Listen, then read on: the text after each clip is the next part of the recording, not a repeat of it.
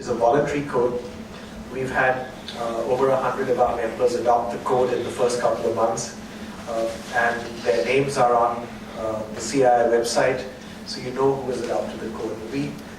We recognize that this whole journey of good ethics and good citizenship is indeed a journey. It's a road that we all as firms have to go down.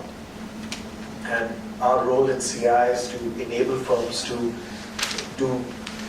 move along this journey more quickly and more easily.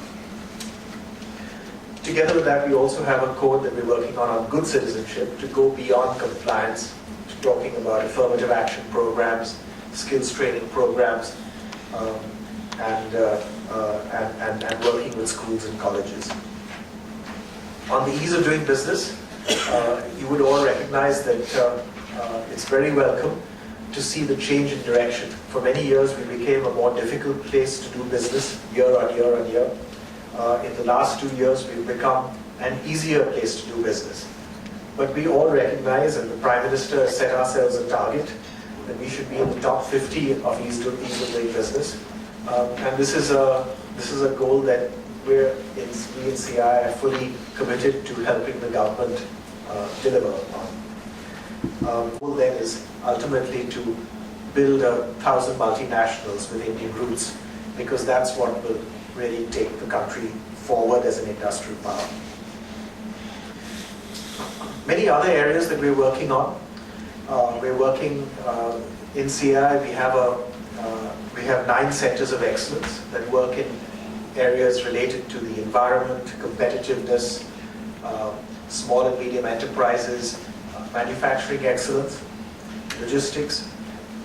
We're setting up our 10th center of excellence this year, focused on startups and entrepreneurship. Money is the noise in our noisy democracy.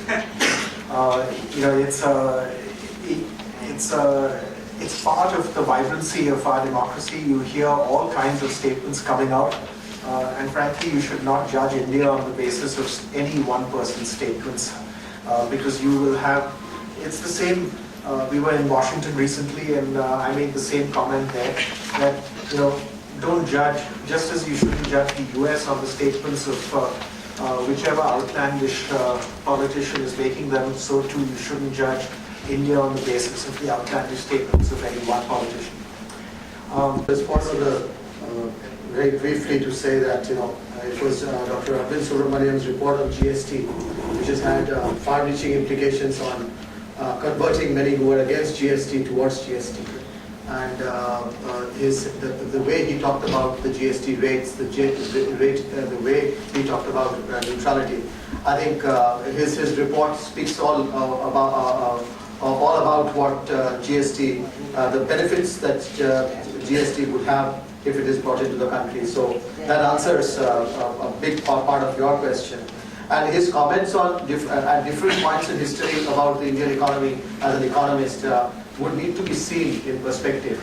And we do believe, we have been working very closely with him as an institution. Money is the noise in our noisy democracy. It's part of the vibrancy of our democracy. You hear all kinds of statements coming out, and frankly, you should not judge India on the basis of any one person's statements, because you will have. It's the same.